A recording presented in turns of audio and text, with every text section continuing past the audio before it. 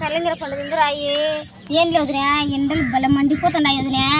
అందుకే పిల్లలు చల్లబడాలి బడికి పోయి పాపం ఎండ పొద్దున ఎండలు పడి ఇచ్చినారు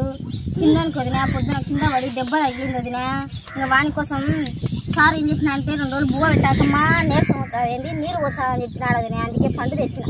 2 రోజులు ఇచ్చినారు వదినా ఇప్పుడే తింటున్నారు అట్ట కూడా అడిగిన వదినా ఏం చేయాలి ఈ చిన్న అట్టలే పుచ్చకాయ తింటామా అని పట్టినాడు ఇంకా వాళ్ళ కోసం అని తీసుకున్నాను ఇంకబ్బా